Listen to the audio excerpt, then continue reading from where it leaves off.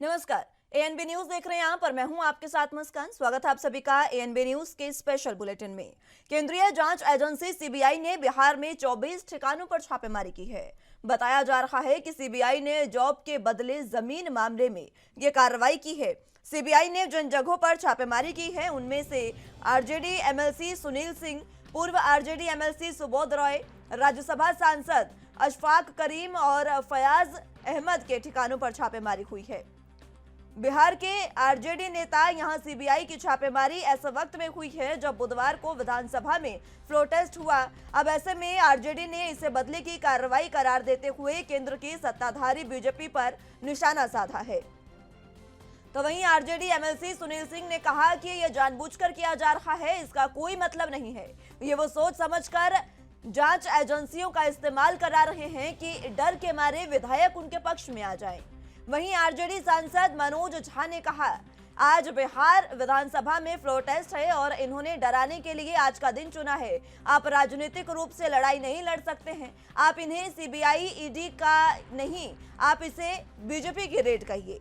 तो ये संगठन बीजेपी के लिए काम करती है। इसी के साथ उन्होंने कहा कि कल ही हमारे उप मुख्यमंत्री तेजस्वी यादव ने कहा था कि ये लोग इस स्तर पर जाएंगे। एक दिन वो भी आएगा जब आप नहीं होंगे और आप भी इसे जद में आएंगे।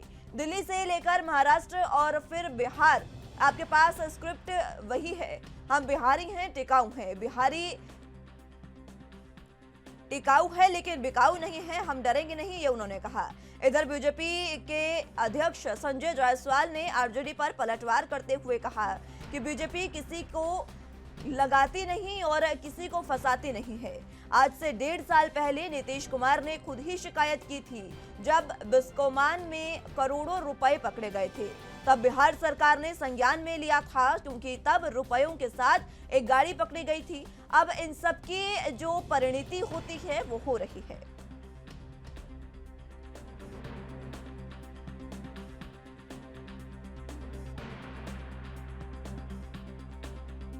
बेकार कह रहे हैं ईडी की हो या आईटी की हो या सीबीआई की हो, ये रेड भाजपा की है।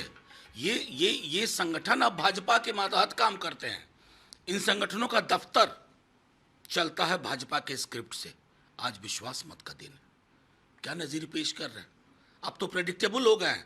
कल ही हमारे डिप्टी सीएम ने मीटिंग में कहा था कि ये लोग अब इस स्तर पर जाएंगे और आप तो 24 घंटे का भी वक्त नहीं लिया। उस स्तर पर उससे नीचे उतर करके आप सामने आ गए। हमारे नेताओं की यहाँ रेड कर रहे हैं। किस बात की भाई, किस बात की खुन्नस है कि एक सरकार आपके अनुरूप नहीं चल पाई, उसने जन सरोकार के लिए गठबंधन बदल लिया, इसका है, इसकी खुन्नस है। पॉलिटिकली ले इन लोगों की पॉलिटिकल समझ। आज बिहार विधानसभा में फ्लोर टेस्ट कितना महत्वपूर्ण दिन है बिहार के लिए, और आज का दिन चुना इन्होंने किसके लिए?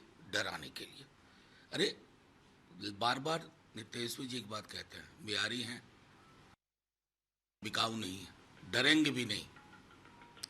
तय करिए, मुश्किल ना हो जाए, कहीं ऐसा ना हो जाए कि ये जो आपके संगठन है, जिसको मैं तो बार बार कहता हूँ, अब इनको बेकार आप लोग भी सीबीआई ईडी आईटी कहते हैं। ईडी वीडी मत बोलिए, बोलिए भाजपा का एक संगठन फलाना।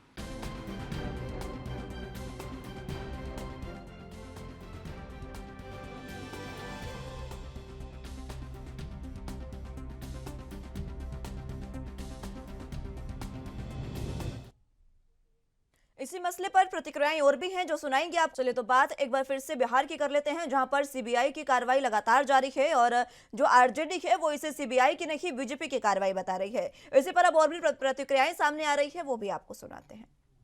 केंद्र सरकार सीबीआई और ईडी को राजनीतिक हथियार के रूप में इस्तेमाल करने का आपने बिहार में खतरनाक कोशिश किया है। वाली है तो सीबीआई ईडी से शक्ति परीक्षण करवा रहे हैं। विधायकों की संख्या नहीं, लेकिन बिहार में कुचक्र रचा जा रहा है। ये लोकतंत्र की भूमि है। सीबीआई ईडी जैसी दर्जनों सैकड़ों संस्थाओं को ले आओगे, लेकिन दुनिया में कोई माइका लाल पैदा नहीं लिया है जो बिहार में विधायकों को, जो महागठबंधन का सरकार बना है, उस पर कोई दबाव बना सके। इसलिए भ्रम में मत रहिए। जनता सब कुछ। भारतीय जनता पार्टी किसी को लगाती नहीं है, किसी को फंसाती नहीं है। आज से 1.5 साल पहले नीतीश कुमार जी ने खुद ही कंप्लेन किया था, जब बिस्कोमान में करोड़ों रुपए जा रहे थे और पकड़े जा रहे थे। तो हो सकता है माननीय नीतीश जी ने जो उस समय संज्ञान में लिया था बिहार सरकार ने, क्योंकि स्कॉर्पियो की गाड़ी पकड़ाई थी, पैसे के साथ विधानसभा से जाते हुए गाड़ी पकड़ाई थी, टिकट के बदले पैसे दिए जा रहे थे। इन सब चीज़ों की जो परिणति होती है वह हो रही है। तो कुछ भी हुआ उसकी मैं बहुत निंदा करता हूँ।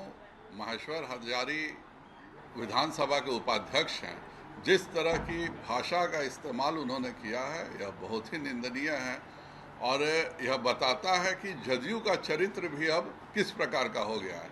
खास करके राष्ट्रीय अध्यक्ष ललन सिंह जी के द्वारा यह कहना कि पत्रकार दारूबाज हैं और शराब नहीं मिल रहा है, इस कारण से वह लॉ एंड ऑर्डर की समस्या उठा रहे हैं या शराब पर उठा रहे हैं, यह दोनों बातें बहुत ही निंदनीय है। और ख़ास करके जब इस तरह की बात जदयू के राष्ट्रीय अध्यक्ष के मुख से आती है या विधानसभा के उपाध्यक्ष के मुख से आती है, तो यह बताता है कि जदयू केवल पलटने का काम नहीं कर रहा है बल्कि मानसिक रूप से भी अक्षम हो चुका है। डर गए हैं लोग। नया सरकार बना है नीतीश कुमार के नेतृत्व में और सारा पार्टी हमारा साथ है, बीजेपी के छोड़ के जो भी पार्टी हम लोग के साथ है। बहुमत हम लोग के पास है, दोनों सदन में बहुमत हम लोग के पास है। लेकिन सीबीआई छापा आज के सीबीआई डराने के लिए, तो डरने वाला नहीं है, हम लोग डरने वाला में से नहीं है। आज पहली बार नहीं हो रहा है छापेमारी। हमारा बिहार की जनता सब हमारा पलवार है, बिहार की जनता पलवार है, पलवार देख रहा है बिहार की जनता। वो बोल रहे हैं कि जो चोरी अध्यक्ष इस्तीफा नहीं दे रहे, अध्यक्ष इस्तीफा नहीं दे रहे, उनके चोरी किया है उसको लौटाना पड़ेगा, जो लोग चोर हैं उनको लौटाना पड़ेगा, बीजेपी बोल रही है। देश के तो वो लोग लूटा है। चलो तो इसी पर अब चर्चा की शुरुआत कर लेते हैं। तमाम गेस्ट हमारे साथ मौजूद हैं, उनका तारुफ आपसे करवा देते हैं।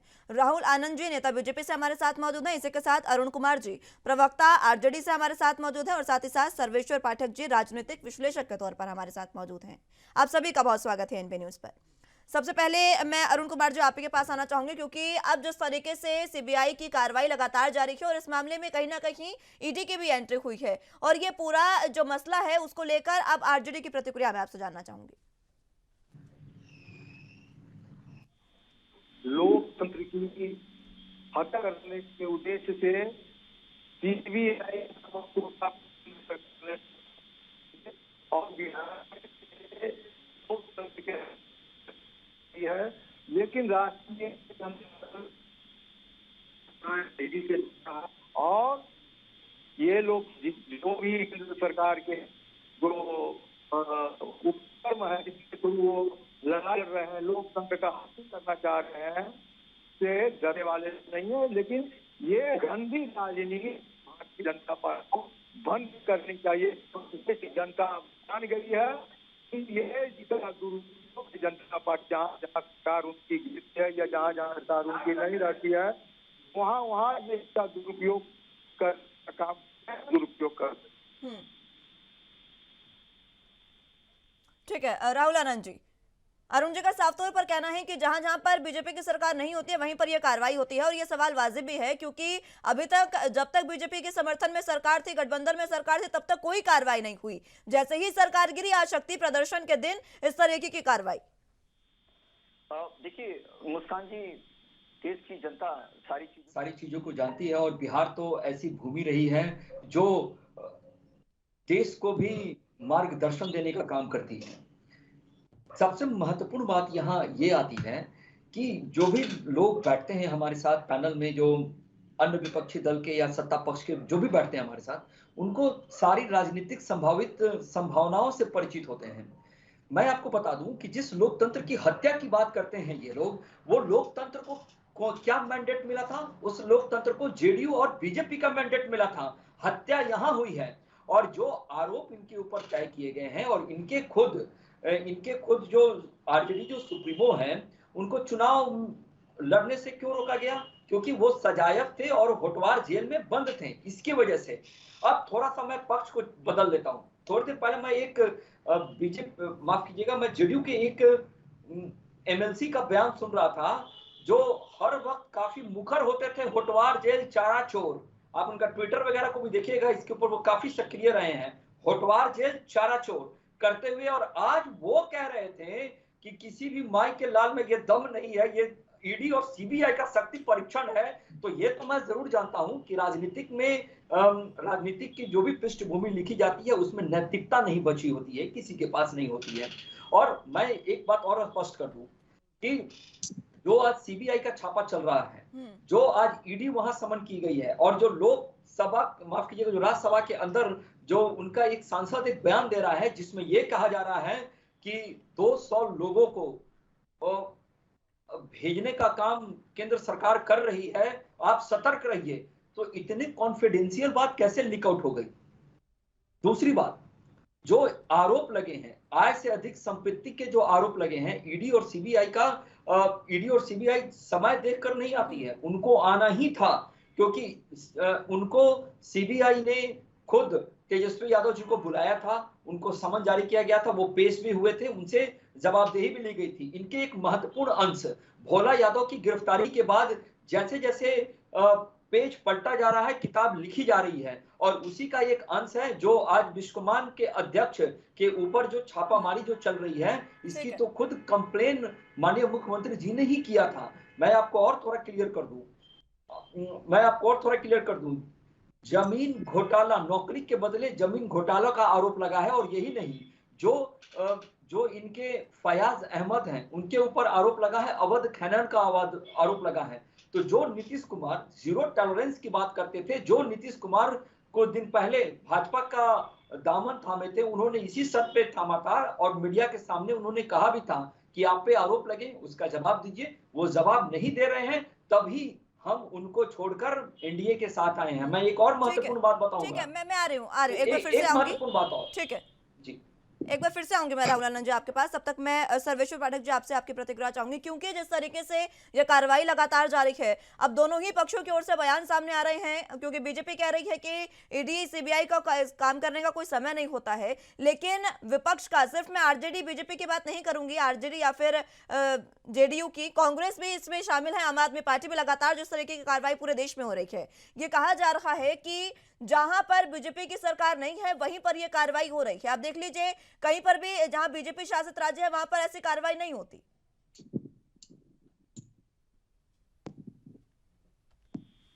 पाठक साहब, देखिए मुस्कान जी, मैं सबसे पहले एक ही बात कहना चाहता हूं कि अगर कहीं भी किसी भ्रष्ट, चोर, डकैत पे उसके क्रियाकलाप जो उसने अपने भूतकाल में कर रखा है, उसकी जांच के लिए अगर देश की जांच एजेंसी सीबीआई, ईडी अगर आती है, तो सबका विधवा विलाप शुरू हो जाता है।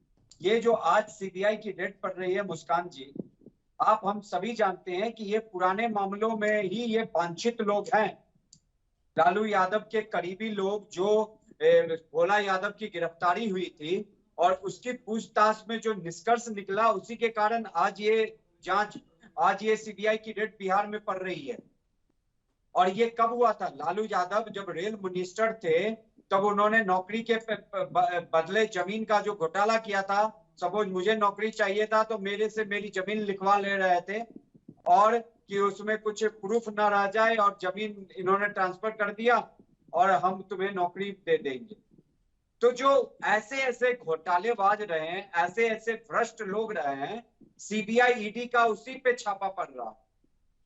और बता दीजिए, नीतीश कुमार के 43 एमएलए हैं, जेडीयू के 79 एमएलए हैं, सॉरी आरजेडी के, क्या 79 पे भी छापा पड़ रहा है? क्या नहीं पड़ रहा है ना? जो भ्रष्ट है, जो चोर है, उसी पे पड़ रहा है। फिर इतनी बौखलाहट क्यों? और ये केस तो पुराना आ रहा है, जिसमें लालू यादव की पूरी फैमिली नामजद है। लेकिन सवाल पाठक साहब ये है ना, आपकी बात बिल्कुल सही है, मैं आपकी बात से सहमत हूं कि अगर कोई भ्रष्टाचारी है तो उस पर कार्रवाई होनी चाहिए। लेकिन सवाल ये है कि इतने लंबे समय बाद कार्रवाई क्यों? जब तक बीजेपी की सरकार के गठबंधन में, तब तक कार्रवाई क्यों नहीं हुई? क्या तब तक वो दोषी नहीं थे? नहीं, मुस्कान जी, भोला यादव जब ये दोनों गठबंधन की सरकार थी जेडीयू बीजेपी की, तभी उसको गिरफ्तार कर चुकी थी आई थिंक सीबीआई। तो ये कार्रवाई हो रही है। हाँ, अब जांच एजेंसी में इतनी मतलब सुस्त तरीके से या देर से क्यों काम हो रहा है, तो जांच एजेंसी के पास आपको हमको सबको पता है कि कितने सारे केसेस हैं। एक ये भी कारण हो सकता है कि किसी एक मामले पे बैठ के फिर दूसरे मामले को वो देखते होंगे, क्योंकि स्टाफ की भी कमी ठीक है होगी। पाठक साहब, लेकिन स्टाफ की कमी मुझे नहीं लगता कि जांच एजेंसियों में स्टाफ की कमी होनी या ना चाहिए। तो कोई चैनल ये उंगली नहीं उठा सकता जांच एजेंसी के क्रियाकलापों पे कि आखिर इतनी देर से क्यों छापे मारे जा रहे हैं। अरे देर से ही, दुरुस्त से ही उन भ्रष्ट पे कार्रवाई तो हो रही है। देखिए मुस्कान जी, 10 सेकंड लूंगा। एक लालू यादव भी ऐसे राजनेता रहे जिसको कन्विक्ट किया गया चारा घोटाले में और जेल की सजा हुई, लेकिन हमारा कानून इतना लचर है, लाचार है कि देखिए बीमारी का बहाना बना के, तो इसका बहाना बना के वो बेल पे निकल आए और अभी बड़े मतलब जोश में बिहार में अपना काम कर रहे हैं वो।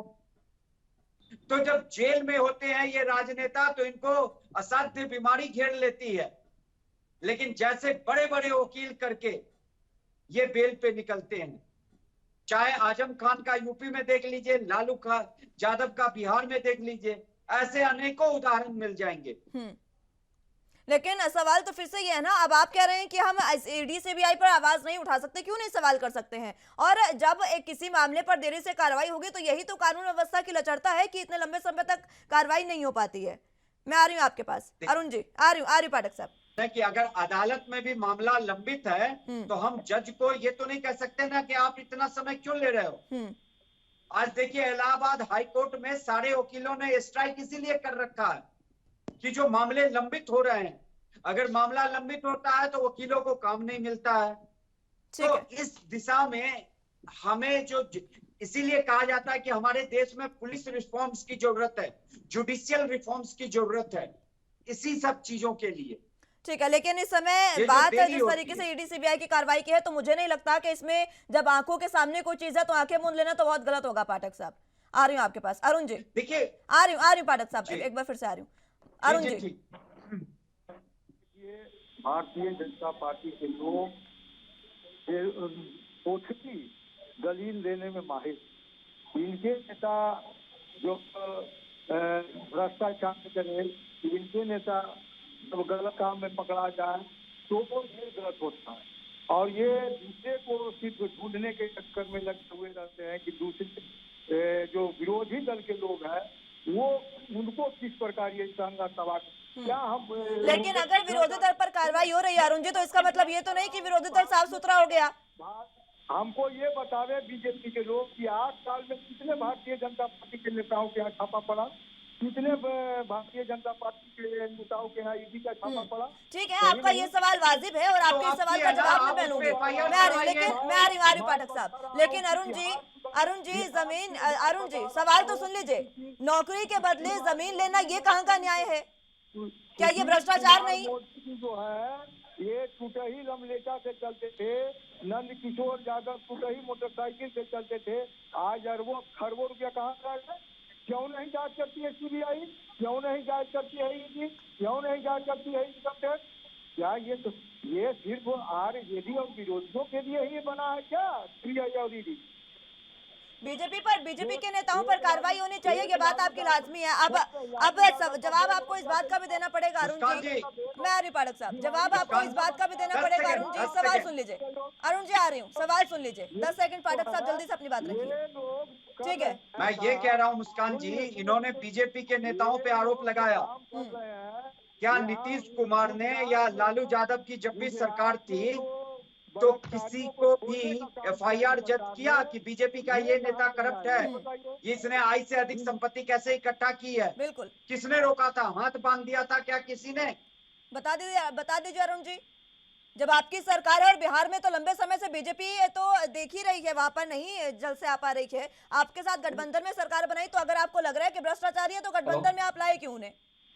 अरे बात करते हैं यार। भारतीय जनता पार्टी के आप सत्ता का मोह क्या इतना हो गया आपको? 16 साल से सुनील कुमार मुख्यमंत्री जांच सीबीआई क्यों नहीं करी? नंद किशोर मुख्यमंत्री का जांच क्यों नहीं करी? हाँ, तो आप उस पर एफआईआर क्यों दर्ज नहीं करवाते हैं? आपको भी तो, विपक्ष को भी तो पहल करनी होगी। अब आप सत्ता पक्ष में वहां पर आ गए हैं, तो क्या आप पहल नहीं करेंगे? आप करवाइए कार्रवाई। मैं पूछ रहा हूँ, सुनील पर किसने एफआईआर करवाया? किसने एफआईआर करवाया? खुद सर उठा करके चल दिए छापामारी करने के लिए, वाहवाही लूटने के लिए, बीजेपी के वाहवाही लूटने के लिए। क्या बात करते हैं? लेकिन इसका मतलब ये तो नहीं है ना कि आप हाथ पर हाथ धरे बैठे रहेंगे। अरे हमको जो जिस जगह उठाना है, सड़क से लेकर सदन तक, हम हल्ला हंगामा करेंगे ही, कर रहे हैं। और वो दिन दूर नहीं है कि जब बीजेपी केंद्र से सरकार से हटेगी तो ये लोग भागल चलेंगे और सीबीआई और ईडी उनके पीछे दौड़ चलेगी। जितना भ्रष्टाचार के अंदर तक डूबे हुए हैं, कंठ तक भारतीय जनता पार्टी डूबी हुई है। आने वाले सरकार में इनके सभी मंत्री जेल जाए। मुझे लगता है कि आरजेडी का तो ये बहुत अच्छा काम था कि नौकरी के बदले उन्होंने जमीनें ली लोगों से। बहुत अच्छा काम था ये तो। ये भ्रष्टाचार थोड़े ना है। ये सब भारतीय जनता पार्टी के उलूल जुलूल दिमागी सोच फिक्रूप है और कुछ नहीं है। जमीन अगर भारतीय जनता पार्टी की सोच है तो फिर इतना क्यों बौखला रहे हैं? होने दीजिए ना कार्रवाई। सही है तो कोई दिक्कत नहीं होगी। तो कार्रवाई कौन रोके हुए है? कार्रवाई कौन रोके हुए? लेकिन लोकतंत्र का जिस प्रकार से गला घोटने का काम सीबीआई के द्वारा करवा रही है भारतीय जनता पार्टी के लोग, ये बर्दाश्त नहीं है। ठीक है, आनंद साहब पूछ रहे हैं अरुण जी आपसे कि क्या कारण है कि लोकतंत्र का गला घोटने की कोशिश कर रही है बीजेपी? लगातार कार्रवाई विपक्षियों पर हो रही है, बीजेपी के नेताओं मंत्रियों पर क्यों नहीं होती है कार्रवाई? राहुल आनंद जी।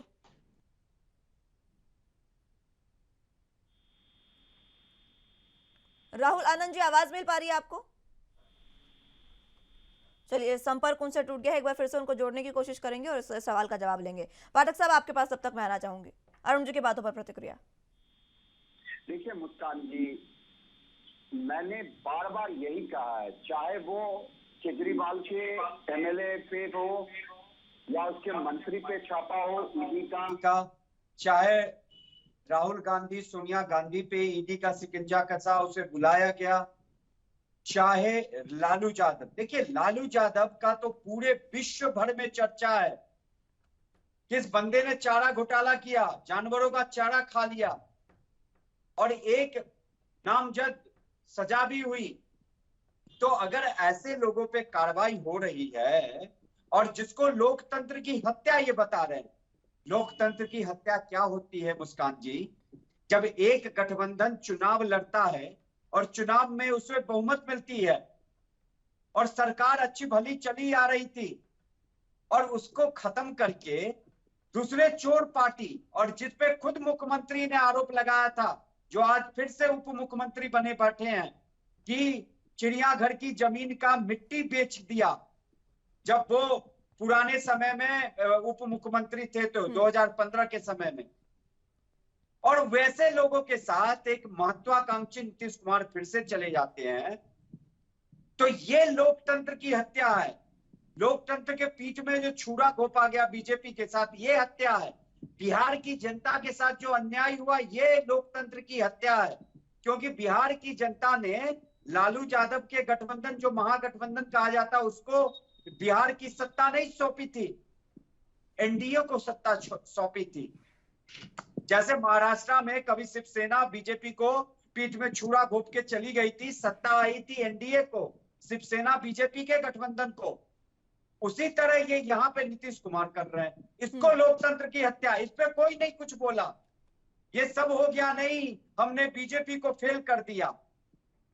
लेकिन जब लोग कार्रवाई कर रही है सेंट्रल एजेंसी, तो उसको कहा जा रहा है ये बदले की भावना है। अरे अगर आप करप्ट नहीं होते, मैंने पहले ही बोला मुस्कान जी, आरजेडी के 79 एमएलए हैं आज भी विधानसभा में।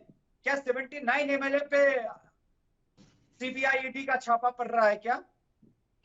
आज भी मुझे अभी आपके चैनल के माध्यम से, दूसरे चैनल के माध्यम से पता चला कि तेजस्वी यादव का एक मॉल भी है दिल्ली के मतलब एनसीआर गुरुग्राम में, जो हरियाणा में है। देखिए इन्होंने कैसे अवैध तरीके से संपत्ति अर्जित की है। मुस्कान जी, आप जॉब करते हो, मैं भी बिजनेस करता हूं, हमारे पास तो इतनी संपत्ति नहीं आती है। ठीक है, तो चलिए इन भ्रष्ट नेताओं पे, इन चोरों पे जब अगर सेंट्रल एजेंसी कार्रवाई करती है तो लोकतंत्र की हत्या हो जाती है। ठीक है पाठक साहब, लौट रहा हूं अभी मैं एक बार फिर सभी से आपके जानते पास। हैं कि इस गठबंधन, जो महागठबंधन है, इसको पूर्ण बहुमत है। ठीक है, इस तरफ से कुछ नहीं होता, सरकार उनकी चलेगी। ठीक है, चलिए राहुल आनंद जी हमारे साथ जुड़ चुके हैं। मैं आ रही हूँ पाठक साहब, ठीक है, आ रही हूँ। राहुल आनंद जी हमारे साथ जुड़ चुके हैं। आनंद साहब, जिस तरीके से अरुण जी की बातें आपने सुनी, उन्होंने साफ पूछ रहे हैं आपसे, लोकतंत्र की हत्या वो कह रहे हैं ऐसे कि लगातार विरोधियों पर कार्रवाई हो रही है, ईडी सीबीआई की तमाम तरह की कार्रवाई हो रही है, चाहे आप किसी भी पार्टी को ले लीजिए, कांग्रेस, आरजेडी, जेडीयू, आम आदमी पार्टी, हर विरोधी पर कार्रवाई हो रही है, ऐसा वो कह रहे हैं। अब इसमें उनका ये कहना है कि लोकतंत्र का गला घोट रहे हैं आप, बीजेपी पर कार्रवाई कब करेंगे? देखिए, जो नेता बैठकर ये कहते हैं कि लोकतंत्र का गला घोट रहे हैं, तो लोकतंत्र की एक अच्छी परिभाषा होती है सहिष्णुता का पाठ करना, और उस सहिष्णुता का पाठ जनता के बीच में जाकर लोग कहते हैं। 2014 में हम लोगों ने एक वर्ड सुना था, असहिष्णुता, जिनको हर किसी को डर लगता था और लोग कहते थे कि देश का माहौल खराब है और देश के अंदर जिम्मेदारी के साथ कर्तव्य निर्वहन करने वाले व्यक्ति नहीं है। जब 2014 में भारतीय जनता पार्टी सत्ता पे काबिज हुई थी, तो उस समय भारतीय जनता पार्टी ने कहा था, ना खाऊंगा ना खाने दूंगा, और जो खा रखा है उससे ले भी आऊंगा। ये नया एड ऑन है इसके अंदर। ठीक इसी के तहत अगर आप देखिए तो सदन के अंदर लोकसभा की जब कार्रवाई चल रही थी, तो उस समय प्रतिपक्ष के नेता जो अधीर रंजन चौधरी ने उन्होंने कहा था कि मोदी जी, अगर आपको हिम्मत है तो आप गिरफ्तार करिए राहुल गांधी को, आप गिरफ्तार करिए सोनिया गांधी को। और मोदी जी ने उनकी बातों को सुन ली, क्योंकि वो जनमानस की बात सुनते हैं, तो उन्होंने बातों को सुना, समझा और ईडी का सामान भेजकर उनको बुलाया। ठीक उसी प्रकार जब बिहार की जब परिभाषा बदली और जब बिहार के अंदर जब राजनीतिक परिभाषा बदली, तो बिहार के अंदर तेजस्वी यादव जी ने पहला बयान क्या दिया कि आप ईडी का और सीबीआई का दफ्तर मेरे घर पे खोल दीजिए। जब वो चली गई तो आपको बेचैनी किस लिए आ गई? और जो खिसियानी बिल्ली है, जो खंबा नोच रही है, ये सब आरजेडी दिखावा कर रही है। तीसरी महत्वपूर्ण बात मैं आपको बताऊं, जो बड़ा मजेदार बात है, कि जब देश का राजा और देश का शासक जब शासन करने लगे और जब बेईमानों की आवाज मुखर होने लगे, तो समझ लीजिए कि जो सरकार है वो ईमानदारी से अपना कार्य कर रही है। आप ममता बनर्जी जी को देखिए, उनको सबसे ज्यादा समस्या क्या है? उनको समस्या है अपने भतीजे को और अपनी भतीजे की पत्नी को बचाने के लिए। आप महाराष्ट्र का संदर्भ देखिए, जब एक संवैधानिक पद पर बैठा व्यक्ति 100 करोड़ की वसूली करता था महीनों की, तो वसूली भाई बन गए थे, वो सलाखों के पीछे गए। आप आइए वहां पे एक संजय राउत का जो जमीनी विवाद को लेकर जो था, जो आय से अधिक संपत्ति का, जिसमें 30 से 40 करोड़ रुपए की बात आ रही थी, उसकी चर्चा कर लीजिए। केजरीवाल जी की बात कर लीजिए, अबकारी योजना की बात कर लीजिए। 144 करोड़ रुपए का दम भरने वाला इस देश में एक ही केजरीवाल ही एक ऐसे व्यक्ति है जो वर्चुअल रूप से झूठ को सच मानते हैं और जनता के सामने इस बातों को जिक्र करते हैं। और वहां से अगर आप निकल कर आइए तो झारखंड देखिए, झारखंड के अंदर इन दिनों खलबली मची हुई है। इस सारी मचली का कारण यही है कि जब ईमानदार व्यक्ति शासक बनता है, और जो लोग बैठकर कहते हैं बीजेपी के ऊपर हम पे क्या आरोप लगे, आपके प्रधानमंत्री तक पे घोटाले के आरोप लग गए, और भारतीय जनता पार्टी 2014 से आज तक ना किसी मंत्री के ऊपर आरोप लगा, ना कोई घोटाले की आवाज आई। सिर्फ और सिर्फ जिन लोगों ने सत्ता में रहकर गलतियां की, जिन लोगों ने सत्ता का दुरुपयोग किया और ये अहम बना रखा था कि हम ही राजा और हम ही मंत्री और मेरा ही सारा विभाग, जो सोच बना रखा था, वो सोच अब पारदर्शिता के साथ बदलता गया है। ठीक है, मैं आ रही हूं एक बार फिर से। ऊपर ठीक है अरुण जी, मैं आ रही हूँ पाठक साहब, एक बार अरुण जी की प्रतिक्रिया मिलूं, उसके बाद आऊंगी आपके पास। अरुण जी, बीजेपी ने खुद को क्लीन चिट दे दी है, वो कह रहे हैं कि जब राजा अच्छे से काम कर रहा है तभी विरोधियों की आवाज मुखर हो रही है। देखिए, मैं पहले भी कह चुका हूँ, अब भी पुनः कह रहा हूँ कि भारतीय जनता पार्टी का चेहरा दोगलपन का है, दोहरे चरित्र का। दिखाने के लिए कुछ है, करने के लिए कुछ है, खाने के लिए कुछ है। ये लोग जो बोल रहे थे कि लोकतंत्र का हत्या, ये नीतीश कुमार जी ने राष्ट्रीय जनता दल के साथ हाथ मिलाकर लोकतंत्र की हत्या किया है। मैं पूछना चाहता हूँ कि पहले महागठबंधन की सरकार जब बनी थी, नीतीश कुमार के नेतृत्व में जब सरकार बनी थी, तो ये लोग इस हैसियत से उस समय क्या लोकतंत्र का गला नहीं होता था जब मोदी को ये ले जाकर करके सरकार बनाए थे? तो लोकतंत्र की हत्या ये जब कर रहे थे तो लोकतंत्र की हत्या नहीं हुई। जब राष्ट्रीय जनता दल के साथ आकर के मिले तो लोकतंत्र की हत्या हुई। ये और ये लोग कह रहे हैं, इन्होंने अभी राहुल आनंद ने ठीक कहा कि जब से भारतीय जनता पार्टी की सरकार बनी है उनके एक नेता पर भी कार्रवाई नहीं हुई है। इसका ये मतलब नहीं कि वो ईमानदार है, ये सबसे भ्रष्ट है और सत्ता के संरक्षण में चल रहे हैं। इसके कारण तो जांच एजेंसियां हैं, केंद्र की जांच एजेंसियां जो है सीबीआई और ईडी, वो इसके खिलाफ कोई कार्रवाई नहीं की है। ये इसका मतलब ये कतई नहीं है कि वो भ्रष्टाचार में लिप्त नहीं है। सबसे ज्यादा अगर कोई भ्रष्टाचारी देश में है तो वो भारतीय जनता पार्टी के लोग हैं, क्योंकि वो भ्रष्टाचार के आकांक्षा में डूबी हुई है और लूट कर रही है और कह रहे हैं कि उनको ईमानदार है। आप कह रहे हैं, मैं कह रहा हूँ कि मोदी को देखिए, ये मॉल क्रिश्चियन का मॉल हड़पने का काम किया। वो मॉल के किस्सा बन रहा है, क्रिश्चियन का जमीन हड़प करके नंद किशोर यादव को ली। तो तेजस्वी यादव का भी तो मॉल मिला गुरुग्राम में। ये तेजस्वी यादव का मॉल मिला तो आपने 50 बार कहा, सुशील मोदी का मॉल मिला तो 6 बार आपने कहा। ये बताइए, सुशील मोदी का मॉल जाकर के लोधीपुर में है और वो भी जमीन कब्जा करके मुख्यमंत्री के जमीन को कब्जा करके बना रहे हैं। कब्जा तो अब देखिए कौन क्या करके बना रहा है वो तो कार्रवाई के बाद ही पता चलेगा। अब जब सब मामलों पर ईडी सीबीआई की कार्रवाई होगी तभी सब क्लियर होगा ना अरुण जी। पाठक साहब देखिए मुस्कान जी, वही सेंट्रल जांच एजेंसियों को आजकल देश में काम करने भी नहीं दिया जा रहा है। जैसे हमारे देश ने पाकिस्तान पे कार्रवाई की और सर्जिकल स्ट्राइक हुआ तो ये जितने विपक्षी पार्टियां थे सबने हमारे देश की सेना पे सवाल उठा दिया। अगर ये जांच एजेंसियां इन पे कार्रवाई करती है तो ये उन पे सवाल उठा देते हैं। अभी जो प्रवक्ता महोदय हैं उसके आरजेडी के उन्होंने जो हमारे साथ नीतीश जी थे और चले गए, तो क्या उस समय लोकतंत्र की हत्या नहीं थी? मुस्कान जी इनको बोलिए कि वो नीतीश कुमार ही जो सुशासन बाबू हैं, पलटू बाबू बन गए हैं, उन्होंने ही आरोप लगाया था तेजस्वी यादव पे कि चिड़ियाघर की जो जमीन थी वहां कुछ कंस्ट्रक्शन वो करवा रहे थे सरकारी पैसों से और उसकी जो मिट्टी थी उसको बेच दिया तेजस्वी यादव ने और पैसा अपने अकाउंट में ले लिया। ये घोटाले का आरोप माननीय नीतीश जी ने लगाया था एक राज्य के मुख्यमंत्री पे और वही नीतीश को अब ये बहुत अच्छा लगने लगा जो कभी अपने सिद्धांतों से, अपने प्रिंसिपल से समझौता नहीं करते थे। वो नीतीश कुमार पलटू बाबू, सुशासन बाबू से पलटू बाबू बन गए कि लालू यादव जी ने क्या कहा था कि ये नीतीश जो है सांप का केचुआ है, जैसे कि सांप केचुआ छोड़ता है उसी तरह नीतीश ये छोड़ता है। किसने क्या नहीं कहा था। तो अब नीतीश जी को अच्छा लगा वही घोटालेबाज का बेटा घोटालाबाज जो एक 9th पास है, 9th फेल है। और इलेक्शन में यही नारा गया था, नीतीश बाबू ने दिया था कि मैं तो भाई खुला हुआ है। लेकिन आज वही तेजस्वी यादव नीतीश जी की पर्सनल महत्वाकांक्षा के कारण अच्छे लगने लगा। बिहार के लिए ये लोकतंत्र की हत्या है, काला दिन है बिहार की सारी जनता के लिए। नीतीश कुमार को बीजेपी ने नहीं कहा था कि आप उसको छोड़ के आ जाइए हमारे पास। वो खुद कहे कि हम असहज महसूस कर रहे हैं।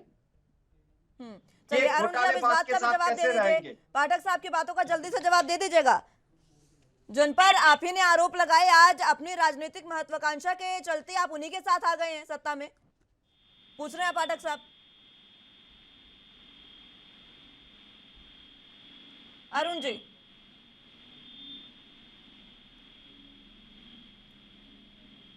चलिए, संपर्क उनसे टूट गया है, एक बार फिर से उनको जोड़ने की कोशिश करेंगे। आनंद साहब, तब तक आपके पास मैं आना चाहूंगी। और जिस तरीके से पूछ रहे हैं अरुण साहब की कई ऐसे आरोप लगाए उन्होंने, सुनी आपने तमाम बातें उनकी, और उनका साफ कहना है कि जब तक इस तरीके की कार्रवाई होगी तब तक चीजें साफ नहीं हो पाएंगी। वो पूछ रहे हैं सुशील मोदी के मॉल के बारे में। देखिए क्या है कि जब भी कोई सत्ता पक्ष होता है वो विपक्ष के ऊपर आरोप लगाता है। आरोप लगाना और आरोप तय होना दो बातें हैं। और अभी आरजेडी के संस्करण में हम लोगों ने देखा है कि आय से अधिक संपत्ति की जहां तक मामले आए हैं वो जग जाहिर हुए हैं, लोगों ने देखा है और इनको पकड़ा भी गया है। चाहे वो मॉल की मिट्टी घोटाले की बात कर लीजिए या फिर गुरुग्राम की बात कर लीजिए या आय से अधिक संपत्ति IRCTC जो घोटाला हुआ था उसकी बात कर लीजिए। लेकिन यहाँ सवाल ये उठता है कि आपको रोका किसने? न्यायपालिका पे भरोसा रखिए। अब तो सरकार आपके हाथ में है, अब तो सरकार आपके पक्ष की है, आप सिद्ध कीजिए। अभी कुछ दिन पहले की बात है कि आरजेडी के एक विधायक ने माननीय सुशील मोदी जी के ऊपर आरोप लगाया था कि संपत्ति का ब्यौरा दिया था। तो माननीय सुशील मोदी जी ने इस बात को कहा था कि आप प्रूफ कीजिए, मैं अपनी संपत्ति आपको दे दूंगा, नहीं तो आप पे मानहानि का मैं दावा करूंगा। इस बात को बीते हुए 72 घंटे से ऊपर हो गए, अब तक किसी ने सिद्ध तक नहीं किया। इसका मतलब यह है कि एक बात इनको रटा दी गई है और बता दी गई है कि जब मेरे ऊपर आरोप लगे तो तुम भी उनके ऊपर आरोप मढ़ना शुरू करो और जो डेविएशन है जांच का उसको भटकाने की कोशिश करो। भाई अरुण जी बहुत सुलझे हुए व्यक्ति हैं और मैं उनसे ये पूछना चाहूंगा कि आप ये बताइए, एक नेशनल मीडिया के ऊपर बैठकर ये बताइए कि क्या जो आरोप लगे हैं तेजस्वी यादव जी पे, जो आरोप लगे हैं लालू यादव जी पे, जो आरोप लगे हैं मीशा भारती पे, जो आरोप लगे हैं उनके तमाम परिवार के सदस्यों के ऊपर, क्या वो गलत और निराधार आरोप हैं? अगर गलत है तो फिर होटवार जेल में लालू यादव जी क्या कर रहे थे? अगर गलत है तो फिर सीबीआई का समन क्यों आया और उनको जवाब देने के लिए क्यों वहां जाना पड़ा? अगर मेरी बातें गलत है तो फिर वो जो संपत्ति का जो डिस्क्रिप्शन दिया गया मीडिया के सामने वो क्या है? तो इतनी सारे सुलगते सवाल अगर नजर के सामने रखे जाए और इसको साफ झुठला दिया जाए तो इसका मतलब यह है कि प्रत्यक्ष को प्रमाण की कोई आवश्यकता नहीं होती है और यहाँ पे प्रत्यक्ष से प्रमाण मांगा जा रहा है। चाहे वो 10 लाख नौकरी देने की बात करते हैं तेजस्वी या 20 लाख नौकरी देने की बात करते हैं यहाँ बिहार के मुख्यमंत्री, फिर भी ये प्रत्यक्ष और प्रमाण मांगते हैं। जब भारत के तिरंगे के ऊपर जब डंडे बरसते हैं उस समय ये कहा जाता है कि हम कार्रवाई करेंगे, जबकि होता कुछ भी नहीं है। ये वास्तविकता है बिहार सरकार की। मैं राष्ट्रीय चैनल के माध्यम से एक और महत्वपूर्ण बात कहना चाहता हूं कि जब जीरो टॉलरेंस की बात की जाती थी और कुछ दिन पहले बहुत पहले की बात नहीं है, मुस्कान जी आप एक सवाल पूछ रही थी कि जब सत्ता में आप थे तो सवाल आपने प्रश्न क्यों नहीं उठाया और आपने छापा क्यों नहीं मारा? तो सत्ता में आने के पहले 14 अगस्त के पहले तेजस्वी यादव को समन देकर बुलाया गया था और वो उपस्थित भी हुए थे। तो वो तो सत्ता में नहीं थे ना, आपके साथ गठबंधन में नहीं थे? सत्ता में नहीं थे लेकिन हमने उनको बुलाया था। ये कार्रवाई की प्रक्रिया चालू हो चुकी थी और लगातार वो चल भी रही थी। इसके भय से जब कल इनके घर पे रात में जब बैठक हुई और इन्होंने जब सूचना दिया कि 2 लोगों को भेज चुका है केंद्र से, तो एक बहुत महत्वपूर्ण बात है और ये पहले से इनको पता था कि सीबीआई और ईडी हमारे पास आएगी, जबकि शुरू से केंद्र सरकार और राज्य सरकार इसका मांग कर रही थी और भेजा भी जा चुका था। एक और मैं बात बताऊं, जो आरजेडी के प्रवक्ता बैठकर जो लिपापोती का काम करते हैं वो तथ्यों से दूर भागते हैं और वो बेकार की बातें कर जनता का और आपका समय नष्ट करते हैं। मैंने अब तक जितनी बातें कही उस बातों में मैंने तथ्य रखा और मैंने साक्ष्य के साथ बातें कही। ठीक है, चलिए अरुण जी भी हमारे साथ जुड़ चुके हैं। अरुण जी, आनंद साहब आपसे पूछ रहे हैं, जब मीसा भारती पर लगे आरोप निराधार हैं, तेजस्वी यादव चाहे वो राबड़ी देवी हो, लालू यादव हो, तमाम लोगों पर अगर जो आरोप लगे हैं वो निराधार है, तो फिर लालू यादव जेल में क्या कर रहे थे? इस सवाल का जवाब उन्हें दे दीजिए। देखिए, लालू यादव क्या कर रहे थे? लालू जी का केस का सुनवाई हो गया, लालू यादव पर फैसला आ गया। अब लालू यादव पर आपको बहस करने की आवश्यकता ही नहीं है। ये केस चल रहा है, ऊपरी अदालत में केस चल रहा है, ऊपरी अदालत में भी बरी होकर करके निकलेंगे। जिस प्रकार से कंस्पिरेसी किया गया लालू यादव के खिलाफ, ये जग जाहिर है। ये कंस्पिरेसी जो कोर्ट ने भी कहीं नहीं माना है कि लालू यादव पशुपालन घोटाला में दोषी है। हाँ, वो फंड पर दस्तखत किए इसके लिए दोषी है, या जो मुख्यमंत्री हुए दस्तखत किए इसके लिए दोषी है। तो ये तो आगे चलकर ये सब समाप्त हो जाएगा। बहुत सारे आरोप जो है हाई कोर्ट में जाकर खत्म हो जाते हैं और ये भी खत्म हो जाएंगे। लेकिन आज की परिप्रेक्ष्य में बात करिए, आज की परिप्रेक्ष्य में जहाँ वहीं सीबीआई और ईडी छापा मार रही है, जहाँ जहाँ उसकी भारतीय जनता पार्टी की सरकार नहीं है और जहाँ भारतीय जनता पार्टी की सरकार नहीं है, वहाँ के विधायकों को, एमएलए को, वहाँ के लोगों को डरा धमका करके अगर उसे नहीं होता है तो पैसा से, कौड़ी से अरबों खरबों रुपया जो बड़े बड़े पूंजीपतियों के माफ कर रहे हैं, कर्जा माफ कर रहे हैं, किनका पैसा माफ कर रहे हैं? और माफ कर करके नहीं, किसका कर्जा माफ हुआ जरा डाटा दीजिए तो। अरे किसका कर्जा माफ हुआ है जरा डाटा दीजिए, झूठ मत बोलिए नेशनल चैनल पे बैठ के। अरे छोड़िए, अडानी और अंबानी के 5,000 करोड़ माफ कर दिए और आप बता रहे हैं। अरे कौन सा 5,000 करोड़? किसी का माफ नहीं हुआ है, झूठ मत बोलिए। आपके कहने से नहीं माफ होगा, मुंह से बोलने से नहीं माफ होगा, आप चंदन लिए है उसे ये क्या? अरे गड़बड़ाइए नहीं, सत्ता अगर चेंज हुआ तो सीधे सीधे जेल जाइएगा आप लोग, जेल के अंदर। राहुल आनंद जी पाठक साहब आ रहे हो, आप दोनों के पास आ रहे हो। अरुण जी जल्दी से बात पूरी करिए। तो मैं बात पूरी कर दिया हूँ कि जैसे ही ये सरकार केंद्र की सरकार जैसे ही जाएगी वो भारतीय जनता पार्टी जेल के अंदर होगा। इतना भ्रष्टाचार में डूबी हुई। अरे जब जाएगी तब की बात है ना। अरे आज जो भ्रष्टाचार है उसको तो पहले जेल में भेज दे। आडम्बर को सुनिए, भारतीय जनता पार्टी के आडम्बर को पूरा देश जान गई। जिस प्रकार से उन्होंने महाराष्ट्र में खेल किया, जिस प्रकार से उन्होंने गोवा में खेल किया, जिस प्रकार से वे झारखंड में खेल कर रहे थे, जिस प्रकार से बिहार में उनका दल यू को गला घोट कर मारने का काम कर रहे थे। अरुण जी ये कहावत बहुत अच्छी है कि जिनके खुद के घर शीशे के हों, ना दूसरों के घरों पर पत्थर नहीं फेंकने चाहिए। आप खुद क्या कर रहे हैं उस पर भी जरा नजर मार लीजिए। ये मैं बता रहा हूँ कि राष्ट्रीय जनता दल जैसा ईमानदार, राष्ट्रीय जनता दल जैसा गांधीवादी, राष्ट्रीय जनता दल जैसा अम्बेडकरवादी, राष्ट्रीय जनता दल जैसा जेपीवादी आपको और दूसरा कोई पार्टी नहीं मिलेगा। ये लोग जो है भारतीय जनता पार्टी भ्रष्टाचार की अक्कल में डूबे हुए हैं। लेकिन यही है कि जब तक सत्ता में है तब तक बने हुए हैं, सत्ता से हटते हैं उनकी जेल में जाएंगे। ठीक है पाठक साहब, अपने मुंह मियां मिट्ठू बन रहे हैं अरुण जी और बता रहे हैं कि हमारा जैसा अम्बेडकरवादी, हमारा जैसा गांधीवादी कोई भी नहीं।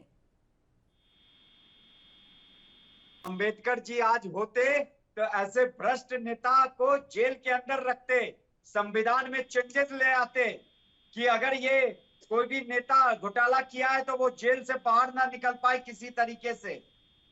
देखिए दुष्यंत कुमार जी एक बहुत बड़े कवि थे, उनकी 2 लाइनें मैं कहना चाहूंगा। आज का जो परिदृश्य है और ये जो अपने मुंह मियां मिट्ठू बन रहे हैं, आज यह दीवार पर्दों की तरह हिलने लगी।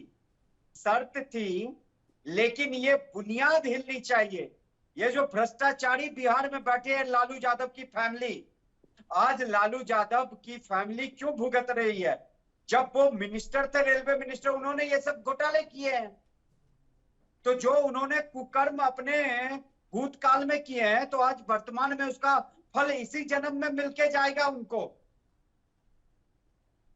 तो अपने मुंह मियां मिट्ठू बनने से पहले गांधीवादी, गांधी जी का भी नाम ले रहे हैं। गांधी जी भी कभी ये भ्रष्टाचारी का साथ नहीं देते, कभी भी चोर का साथ नहीं देते गांधी जी। देखिए हमारे गांधी जी ने तो बस जेल गए और वापस आ गए। हमारे क्रांतिकारी ने अपनी गर्दन कटवा दी देश के लिए, लेकिन काकोरी जो कांड हुआ था गांधी जी ने असहयोग आंदोलन खींच लिया कि नहीं हम नहीं करेंगे। तो गांधी जी ऐसे थे, ये भ्रष्टाचारी लोग गांधी जी के नाम लेके बच नहीं सकते। गौसे के रखवाले हैं आपके जैसे लोगों से। गांधी जी का मुंह, गांधी जी का शब्द ही नाकाफी नगवारा हम लोग को गुजरता है कि आप लोग जैसे। अरे चोर को बचाने के लिए गांधी चोर के सहयोगी खड़े हो चुके हो। बिहार की जनता ने सब देख लिया है। 2025 और 2024 में पूरा जवाब देगी। और नाथूराम गोडसे के कहते हैं धीरे धीरे रे बना, धीरे धीरे सब कुछ होए। गांधी के मालिश त्याग को पीछे आप लोग 100 क्या घड़ा समझिएगा? ऋतु आए फल होए। अम्बेडकर के त्याग को आप लोग को समझने की हिम्मत ही नहीं है। ठीक है, ठीक है अरुण जी, पाठक साहब आ रहे हूँ। राहुल जी, मैं भाई अरुण जी के प्रश्नों का उत्तर देना चाहूंगा। जी। सबसे पहले मैं इनको बता दूं, ये जो एक राग लाभ कह रहे थे कि अपने दोस्तों का कर्जा माफ कर दिया, तो मैं बता दूं उन्हीं के दोस्त के एक भाई को 460 करोड़ रुपए का नोटिस दिया गया है मोदी सरकार की तरफ से टैक्स चोरी का, अनिल अंबानी। पहला, ये आज के मैं मुख्य खबर आपको बता रहा हूँ। दूसरी मैं आपको बता दूं कि जो कुछ दिन पहले एक चर्चा हुई थी 11 करोड़ रुपए माफ करने की, वो 11 करोड़ रुपए किसानों की माफ की गई थी और सरकार ने इस पर प्रतिक्रिया भी दी थी और पूछा भी था सवाल, जिसका प्रश्न विपक्ष नहीं दे पाया। और जो बात ये करते हैं, जिनके पास शब्द नहीं होते हैं, वही इस तरह की बातें करते हैं और बार बार कहते हैं कि हमने ऐसा किया, दुरुपयोग किया, होता है, बहुत सारी बातें ये लोग करते हैं। लेकिन इनको मैं बता दूं कि जल्दी ही एक ऐसी चर्चा पे भी हम बैठेंगे कि नाथूराम गोडसे ने महात्मा गांधी जी को क्यों मारा। वो शरीर का हत्यारा आतंकवादी था, मैं आपके चैनल से कहता हूं। और किसी भी समाज में इसको सही नहीं ठहरा जा सकता है। लेकिन प्रश्न यहाँ ये उठता है कि क्या नाथूराम गोडसे ने अपने व्यक्तिगत लाभ के लिए उनकी हत्या की थी, और हत्या करने के बाद क्या वो हट गए थे? और जब कोर्ट में जब उन्होंने सफाई दी और अपनी एक सारी बातें बताई, उसको केंद्र की सरकार ने क्यों नहीं रिलीज की? ये बातों को ये भूल जाते हैं। लेकिन जब आपके पास गांधी जी के द्वारा बताए गए सारे पुस्तकें उपलब्ध है कि कब वो बकरी का दूध पीते थे, कब वो सोने जाते थे, कब क्या करते थे, आप यही रख देते समाज के सामने, जो आज समाज इस चीज को जानता समझता और समाज में एक परिकल्पना बनती कि क्या सही है क्या गलत है, वो समय आप छोड़ देते हैं। कानून ने अपना निर्णय सुनाया, उनको फांसी दिया, वो फांसी पे लटक भी गए। लेकिन मुस्कान जी एक बात वापिस बिहार पर आ जाइए। हाँ, मैं आ रहा हूँ। 1966 भी आया था जब ताशकंद में एक ईमानदार प्रधानमंत्री की हत्या कर दी गई और उसकी पत्नी सर पटक कर रह गई। और कैसे रह गई कि इसका पोस्टमार्टम करा और उसको जहर दे के मारा गया है। किसकी सरकार थी? क्यों नहीं कोई बातें की? क्यों नहीं उसके ऊपर जांच बैठाई गई? सब शांत हो गए क्योंकि सब लोग मिले थे, गांधीवादी सोच के थे, इसलिए सारे लोग शांत हो गए। आज के भारत में ये नहीं चलेगा, ना खाऊंगा ना खाने दूंगा, और जो खाया है उससे लेकर भी रहूंगा। मैं ईमानदार व्यक्ति हूँ, मैं भी अपना काम करता हूँ। मेरे पास अकाल संपत्तियां क्यों नहीं आती है? जब मेरी सैलरी आती है 30 तारीख 25 तारीख को वो खत्म हो जाती है, फिर आम आदमी की तरह मुझे सोचना पड़ता है कि मैं अगला सैलरी कब मुझे मिलेगा। ये ईमानदारी होती है। और ईमानदारी की जो बात आप करते हैं, सड़कों पर निकल कर देखिए, बातें कहने से आरोप खत्म नहीं हो जाते हैं, वो कानूनी प्रक्रिया के तहत खत्म की जाती है और कानूनी प्रक्रिया के तहत सड़कों के पीछे डाले जाते हैं उनको। ठीक है अरुण जी, समय समाप्त हो रहा है, जल्दी से अपनी बात रखिएगा। नहीं, हमको जो बात रखनी थी हमने रख दिया। और ये भारतीय जनता पार्टी जो कर रही है वो देश की जनता देख रही है, और आने वाला समय में भारतीय जनता पार्टी को मुंह की खानी पड़ेगी। और गांधी और अंबेडकर के बात ये अपने मुंह से ना निकाले, ये बहुत मेहरबानी होगी, क्योंकि गांधी के हत्यारे के बदौलत वो जहाँ पहुंचे हैं वहाँ। ठीक है, गांधी जी और अंबेडकर जी पर बात यहाँ पर नहीं हो रही है, बात हो रही है कि बिहार में ये जो तमाम चीजें चल रही है उसका बता दीजिए। अभी आप कह रहे थे कि आपने बहुत बार ऐसी बातें कही कि जो बीजेपी है उसने बार बार सत्ता के जनता के मैंडेट का अपमान किया। बिहार में मैंडेट किसे मिला था ये आपको भी पता है, और महत्वाकांक्षा के लिए, एक सत्ता की महत्वाकांक्षा के लिए आप किसके साथ आए हैं? उन लोगों के साथ आप आए जिसको आपने हमेशा से भ्रष्टाचारी कहा, तो इसको कहाँ देखा जाए? आपको ये नहीं मालूम है कि इससे पहले महागठबंधन की सरकार थी, यहाँ भारतीय जनता पार्टी ने किस प्रकार से नीतीश कुमार को भरमा करके अपने पाले में लेकर के जब सरकार बनाया था, तो उस समय लोकतंत्र की हत्या नहीं हुई थी। ये भारतीय जनता पार्टी को नजर में नहीं आवाज कर रहे हैं कि लोकतंत्र की हत्या हुई है। अच्छा, अगर आप तेजस्वी यादव के साथ आ गए हैं तो ये लोकतंत्र की हत्या नहीं, बीजेपी जो कर रही है वो लोकतंत्र की हत्या। हम तो यही पूछ रहे हैं, उसी से ये सवाल पूछ रहे हैं कि जब मैं आपसे सवाल पूछ रही हूँ ना, आप अपने बारे में पहले जवाब दें। पूछ रहे हैं कि तेजस्वी यादव और नीतीश कुमार जब एक साथ थे और भारतीय जनता पार्टी ने इसे तोड़ करके अपने सरकार में बनाया, तो वो लोकतंत्र की हत्या नहीं थी क्या? ठीक है, चलिए समय समाप्त हो रहा है। पाठक साहब, आपका आखिरी कमेंट मैं चाहूंगी। देखिए मुस्कान जी, चाहे देश में कहीं भी ईडी सीबीआई का छापा पड़ रहा है तो वो भ्रष्टाचारी पे, वो चोर पे, वो लुटेरे पे पड़ रहा है। और कोई भी जो ईमानदार होगा उसको इससे नहीं डरना चाहिए और इनको अपने काम करने देना चाहिए। लोकतंत्र की हत्या और इसका ठीक है, पाठक साहब। गांधीवादी सोच, अंबेडकरवादी सोच, ये माला नहीं जपना चाहिए। ठीक है पाठक साहब, समय समाप्त हो रहा है। आनंद साहब, मात्र 15 सेकंड में आपका आखिरी कमेंट दीजिएगा। कि जो आरोपी है उसके ऊपर आरोप लगे हैं, इसी की जांच की कार्रवाई हो रही है, इसमें वो सहयोग करें और घबराए नहीं। उन्होंने स्वयं निमंत्रण दिया था कि सीबीआई और ईडी मेरे घर पे आके दफ्तर खोले, तो अब खुल रहा है फाइल।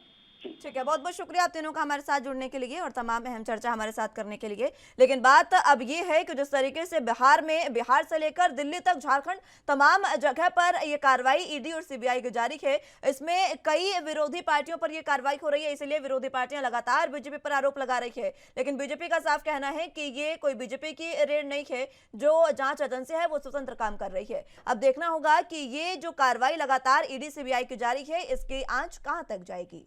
फिलहाल के लिए मेरे साथ बस इतना ही। तमाम अहम खबरों के लिए आप देखते रहे एएनबी न्यूज़। नमस्कार।